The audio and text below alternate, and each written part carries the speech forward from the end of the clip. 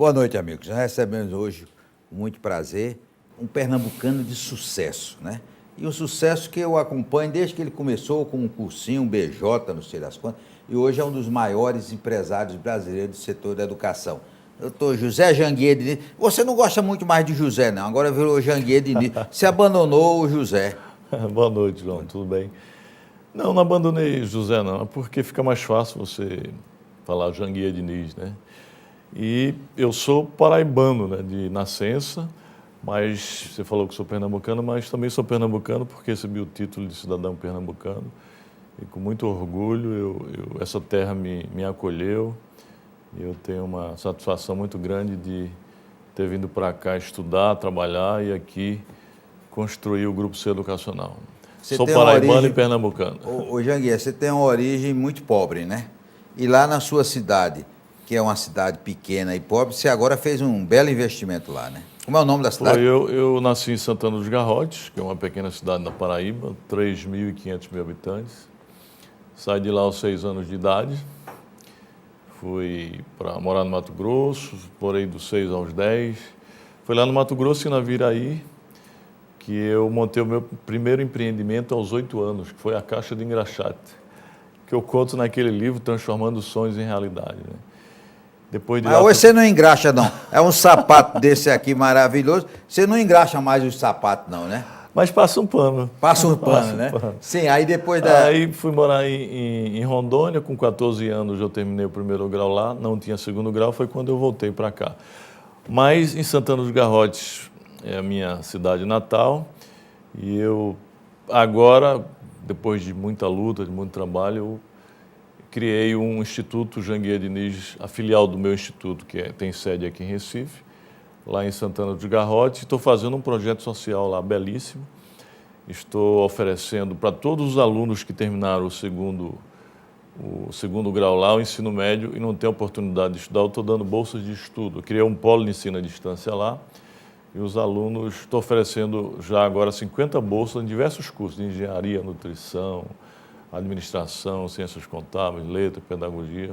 Ou seja, selecionei agora 50 alunos, estão fazendo curso superior, oferecidos pelo meu instituto, e as aulas práticas eles vão nos polos, na nossa unidade de Campina Grande ou de Patos que a gente está instalando. Então, é uma satisfação muito grande poder ajudar o povo da minha terra, o povo sofrido, né? Uma terra que eu nasci, um sertão paraibano.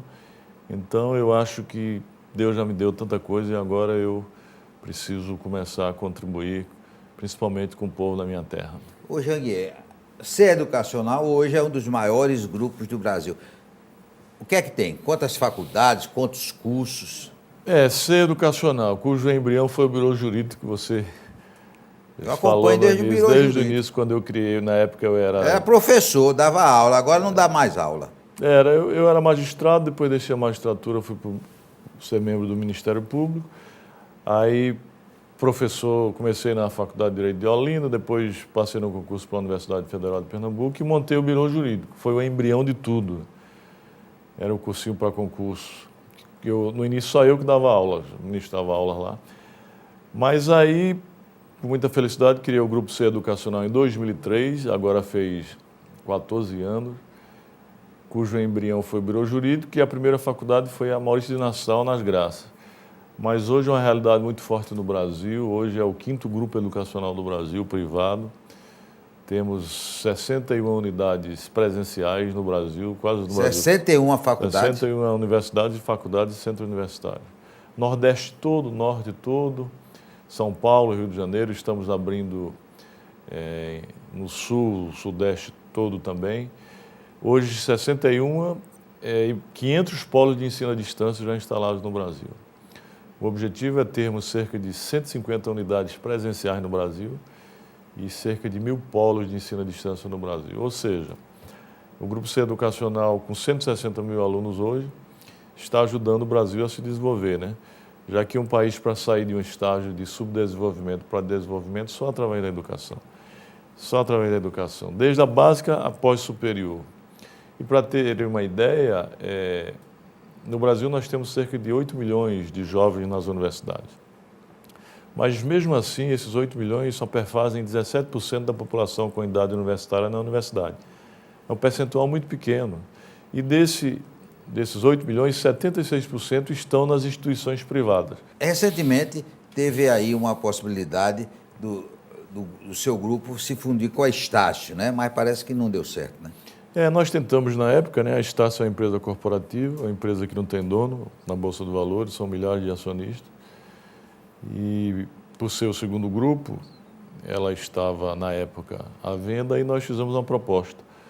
Só que, infelizmente, não deu certo, a Croto fez uma proposta maior, mas, felizmente, eu acho que felizmente, porque havia uma concentração muito grande, que o primeiro e o segundo grupo iam se unir e havia uma concentração muito grande. Mas aí o CAD não aprovou e a Estácio continua andando com as próprias pernas. Agora, você é o presidente nacional das faculdades privadas, né? Eu sou presidente da ABMS, Associação Brasileira das Mantenedoras de Instituições de Ensino Superior.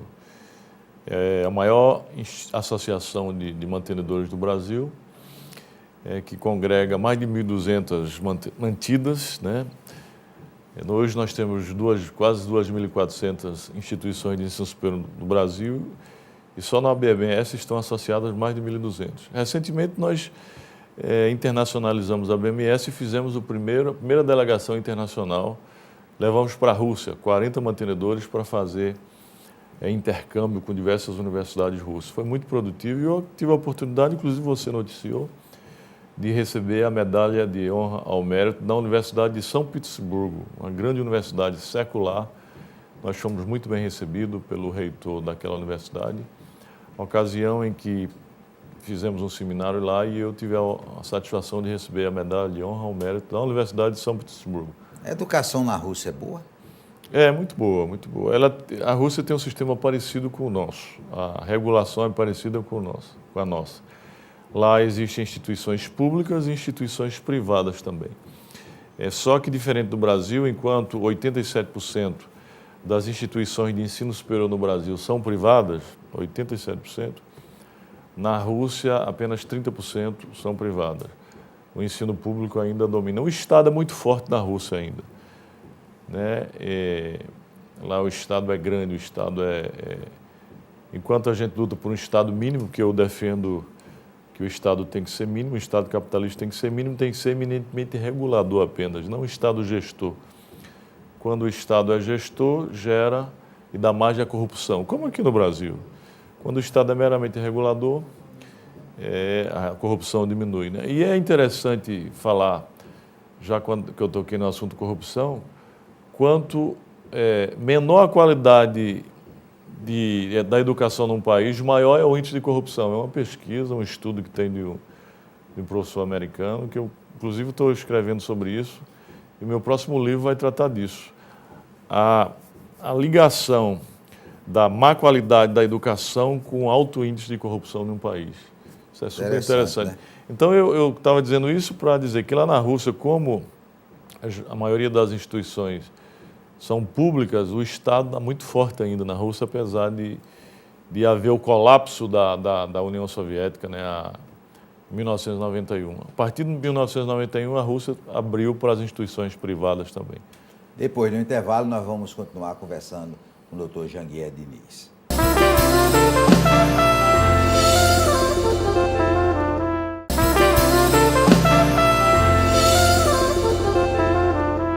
Dr. Janguier Diniz, eu acho que é a primeira vez que Pernambuco tem um ministro da Educação, Mendonça Filho. Bom para Pernambuco? Mendonça Filho está sendo uma surpresa muito grande, não para Pernambuco, mas para o Brasil. Ele está dando um show de gestão no Ministério da Educação. É um ministro de muita coragem, muita ousadia, de muita capacidade de gestão. Apesar de não ser um educador, e ele mesmo disse, ele procurou... É um educado. É um educado. Ele procurou se cercar de pessoas altamente competentes, botou muita gente qualificada e boa nas secretarias e está dando um show. Para citar um exemplo, o Mendonça, nesse pouco tempo que está à frente do Ministério da Educação, já revolucionou, já fez a reforma do ensino médio, que há 30 anos vinha se debatendo e ninguém tinha coragem de fazer. Mendonça Filho regulamentou o EAD. O EAD que não é mais o futuro, o EAD hoje, o ensino à distância, é o presente. Na Espanha, por exemplo, 70% da educação na Espanha é via EAD. Então, ele teve a coragem de regulamentar o ensino à distância e expandir agora o ensino à distância no Brasil. Ele está consolidando toda a legislação educacional, principalmente a legislação superior. Ou seja, é um ministro de muita coragem. Agora, infelizmente, está passando por um momento difícil, que é a restrição orçamentária, né? Infelizmente, as universidades Atingiu públicas... o FIES, não foi? Foi. Atingiu, essa restrição orçamentária atingiu principalmente as universidades públicas, que estão sucateadas, não têm verba, porque o orçamento da União está muito pequeno, e fatalmente atingiu o FIES, que em 2014 chegou à casa de 700 mil contratos, 700 mil financiamentos. Houve um boom, houve uma expansão desse financiamento, desse programa, que é extremamente importante para o país, mas que com a restrição orçamentária caiu agora para cerca de 200 mil vagas, 200 mil financiamentos por ano, né? Como nós só temos apenas 17% da população com idade universitária, 83% está fora das universidades. E grande parte desse 83% não tem como pagar. Depende de bolsa de estudo como o ProUni, e aqui eu faço um parênteses, o ProUni foi um dos melhores programas do governo do PT. Eu acho que foi o melhor programa do governo do PT, foi o ProUni para o país. E programas como o FIES, que infelizmente agora deu uma caída quase mais de 50%. Isso foi muito ruim para o país. Muita gente precisa, mas não tem condições de estudar. Doutor Jean, sabe que o brasileiro está ressabiado com a classe política, né? Ele sempre está de olho em trazer pessoas de sucesso na vida privada para se candidatar. Já lhe deram cantada para se candidatar, não? Muito, né? Muito. Eu já fui sondado para ser deputado, por vários partidos, para ser senador. Já fui convidado por muitos senadores para ser suplente, inclusive na Paraíba, que é meu estado. E, inclusive, saíram 2 pesquisas em que me colocava já bem até para o governo do estado de Pernambuco. Mas o meu projeto é outro. Eu tenho um compromisso com o país na área educacional, na área do empreendedorismo educacional. É nesse campo, é nessa seara que eu posso ajudar muito mais o Brasil. Vou continuar aí trabalhando, criando instituições de ensino. A gente tem um projeto aí de chegar a 100 e tantas instituições de ensino presenciais no Brasil, chegar a 1000 polos no Brasil, também futuramente até internacionalizar o Grupo C Educacional. Eu acho que nesse campo eu posso colaborar muito mais com o país do que na área da política partidária. E, inclusive, na última entrevista que eu dei, eu já falei sobre empregabilidade, sobre trabalhabilidade. Eu disse que eu posso colaborar muito mais com o nosso país na área do empreendedorismo educacional, na área da educação, do que na política partidária. Então, Joguier, e como foi o relacionamento com o Tite?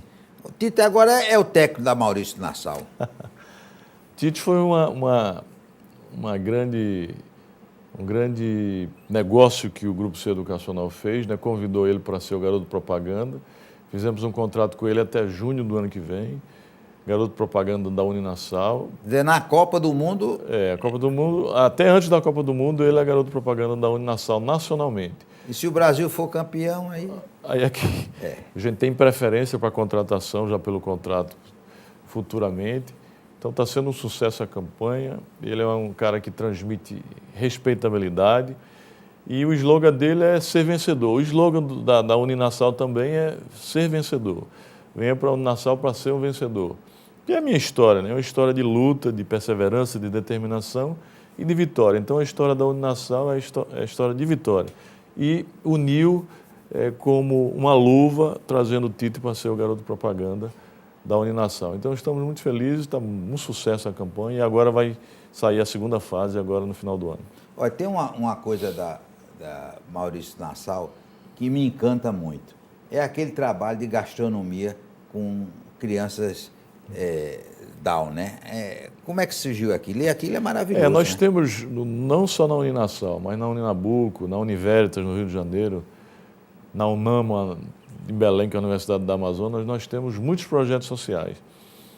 E esses projetos sociais, eles são enveredados, eles são disciplinados, conduzidos pelo Instituto Ser Educacional, que é um instituto do grupo que conduz, que criam esses projetos sociais. Então, nós temos inúmeros. Esse é um projeto de muito sucesso, mas temos também Mães Produtivas, temos Uninassal na Comunidade, temos Praia Sem Barreiras, que é aquele projeto onde a gente leva, os alunos levam as pessoas com deficiência para tomar banho de mar e para se divertir lá no mar, porque não tem oportunidade. Mas você também embelezou Boa Viagem. E também eu achava que a praia de Boa Viagem, que é uma das praias mais bonitas do Brasil, estava muito degradada. Foi aí que João Braga, que é um grande secretário de Geraldo Júlio, nos convidou para fazer essa parceria e eu vi com muito bom grado. Não podia pegar a praia toda, porque era um custo muito alto, mas peguei pelo menos uma parcela de quase 1 quilômetro ali de praia para a gente poder uniformizar e disciplinar aquela área, né, para ficar embelezado. E a gente espera que outros empresários também façam como nós e adote outras partes da Avenida Boa Viagem para que a praia fique bonita, fique uniformizada. Também o Ser Educacional valoriza muito o esporte, né? Ser Educacional e em especial a Uninassal, eu acho que no Brasil é a instituição que mais investe em esporte. Apesar de ser de Santa Cruz, investe no esporte. Não, no esporte, lato sensu, né? Mas a gente tinha parceria também com o Esporte Clube do Recife. Mas para ter uma ideia, desde que a Uninassal foi fundada, ela é campeã pernambucana dos Jogos Universitários, por 14 anos seguidos. Ela tem 14 anos seguidos. E já foi por 2 vezes campeã dos Jogos Universitários Brasileiros, uma instituição do Nordeste, e por 2 vezes vice-campeã. Do Nordeste, ser campeã dos Jogos Universitários Brasileiros, onde mais de 500 universidades participam. E tem um time de basquete famoso, né? É um time de basquete que foi vice-campeão nacional da Liga Nacional o ano passado. Porque eu acho que, através do esporte, você gera cidadania, né? Você, além de incentivar o aluno a praticar o esporte e umbilicalmente vinculado à saúde, a gente exige que o aluno também se forme, que o aluno tenha um futuro de sucesso. Porque o esporte, a carreira é muito curta. Então, o aluno que a gente dá bolsa no grupo é para estudar e para se formar, não só para praticar o esporte, mas o esporte está ligado à cidadania e à educação. O único setor para Maurício Nassau que caiu foi de Miss. Maurício Nassau ganhava Miss Pernambuco todos os anos, mas parece que Sandra vetou, não foi? Não, minha mulher não, ela é muito tranquila. Mas eu acho que foi coincidência, nós tivemos 3 ou 4 Miss. 5? 5 Miss, né? Na época, todas da Uninassal, porque na Uninassal tem muitas mulheres bonitas, realmente. Então, era coincidência, as alunas de lá se candidatavam, a gente incentivava, mas eu achei que o foco nosso é educação. Então, a gente resolveu deixar de apoiar, mas continua tendo muitas mulheres bonitas lá na Uninassal. Depois do intervalo, nós vamos continuar conversando com o doutor Janguier Diniz.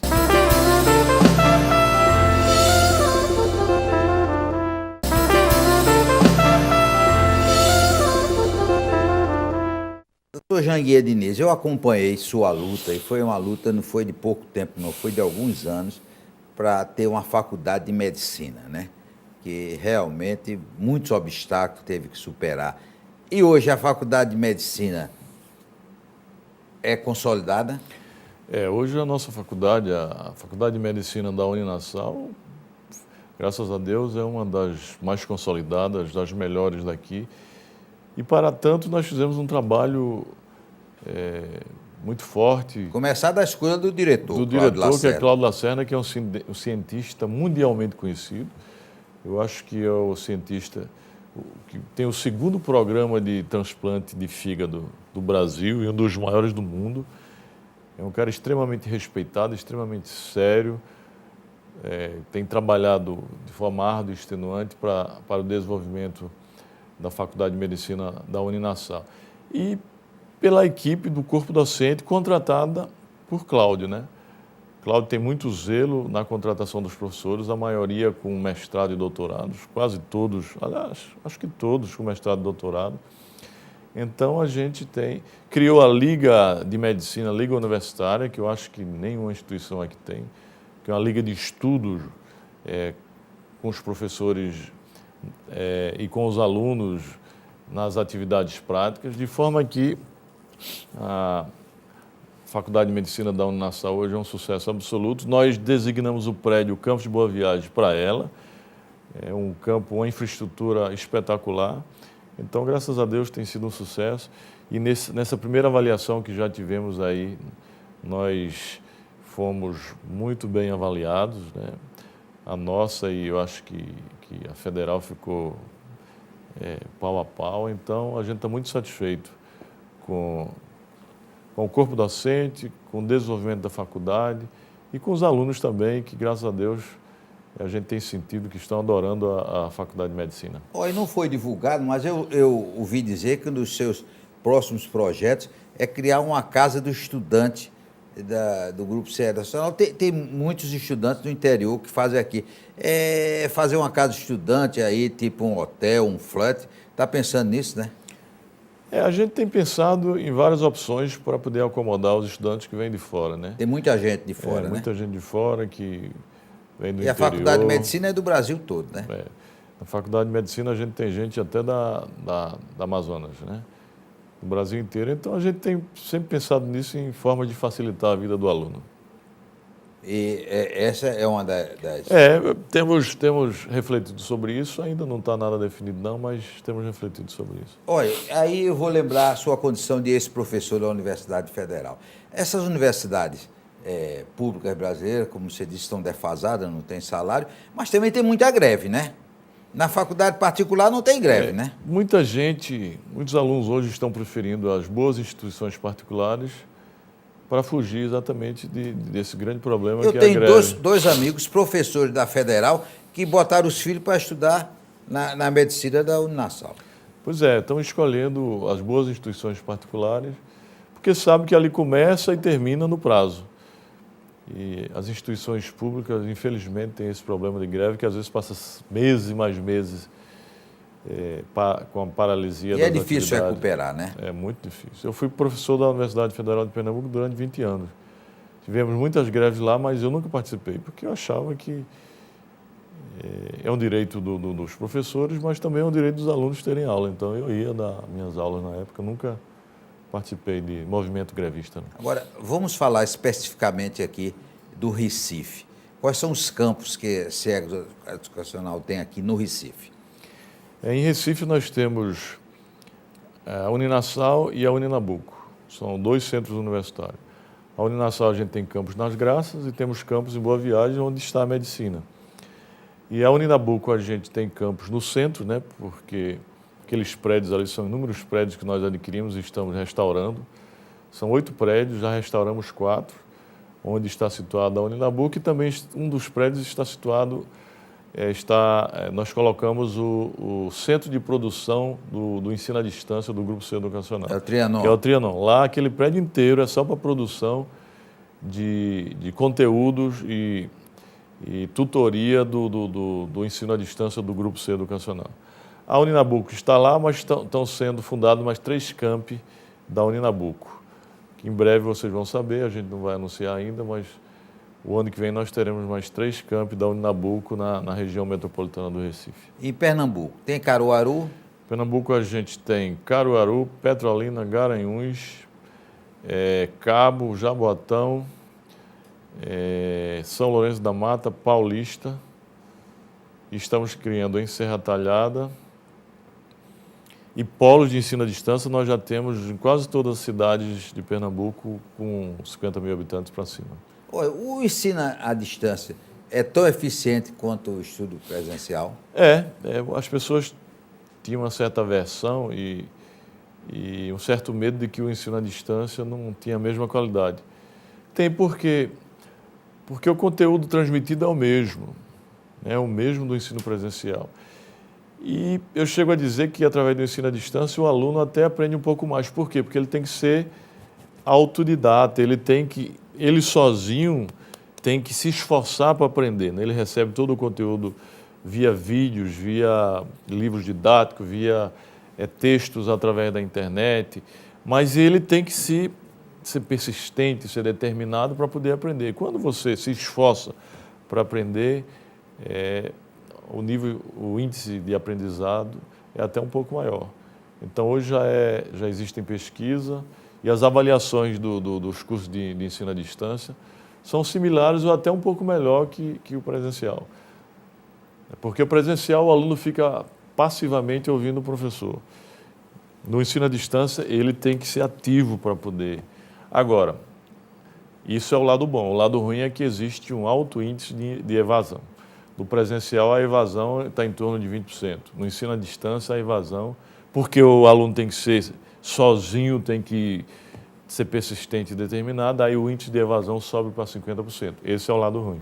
Nós queremos agradecer, doutor Jair, dizer que foi realmente uma honra e um prazer tê-lo aqui no nosso programa e dar os parabéns por esse trabalho fantástico que ele faz pela educação brasileira. Um forte abraço e até o próximo sábado, se Deus quiser.